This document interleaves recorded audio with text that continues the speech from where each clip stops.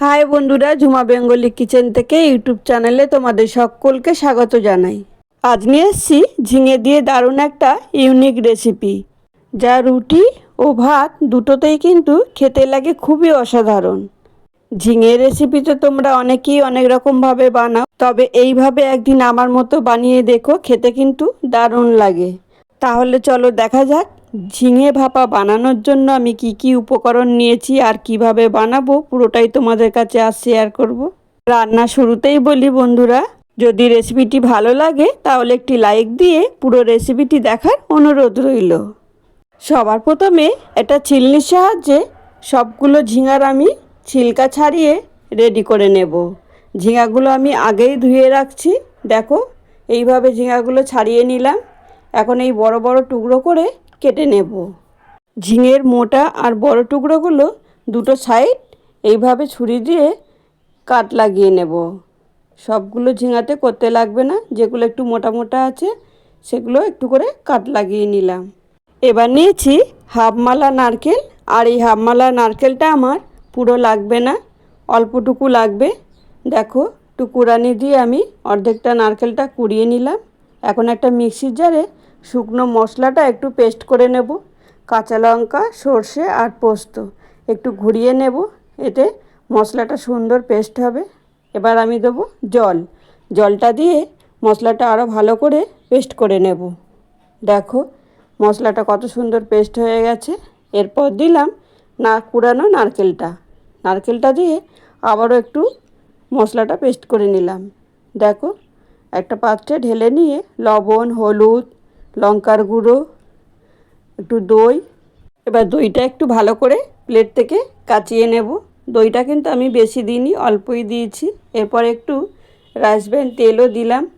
সব কিছু মশলার উপকরণ দিয়ে এবার হাত দিয়ে বেশ ভালো করে মেখে নিলাম। এরপর কেটে রাখা ঝিঙেগুলো দিয়ে ভালো করে ঝিঙেগুলো ম্যাগনেট করে নেব। দেখো এইভাবে একটা একটা করে ঝিঙেগুলো ম্যাগনেট করে নেব। আমার এই রেসিপি যদি তোমাদের ভালো লাগে তাহলে একটি লাইক, কমেন্ট, শেয়ার করতে ভুলো না। ঝিঙেটা ম্যাগনেট করে নিলাম। এদিকে গ্যাসের ফ্লেম অন করে কড়াই বসিয়েছি। দেখো কড়াইতে প্রয়োজন মতো রাইসব্র্যান তেল দিলাম। তেল গরম হয়ে গেছে, ফোড়নে দিলাম শুকনো লঙ্কা, জিরে ও তেজপাতা। একটু নেড়ে ছেড়ে নিলাম। ফোড়ন থেকে বেশ সুন্দর একটা গন্ধ বেরিয়ে এসছে। আর এই সময় ম্যাগনেট করা ঝিঙেগুলো কড়াইতে অ্যাড করে দিলাম। এরপর মশলাগুলো কাচিয়ে দিলাম।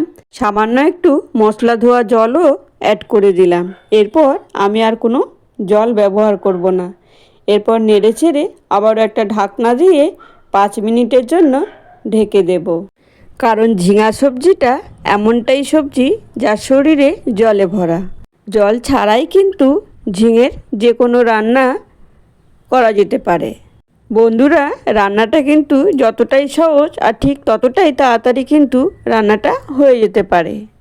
এখন দেখো ঝিঙা থেকে কতটাই না জল বেরিয়ে এসছে। এবার ভালো করে নেড়ে ছেড়ে রান্নাটা করে নেব। আর ঝিঙে প্রায় সিদ্ধও হয়ে গেছে।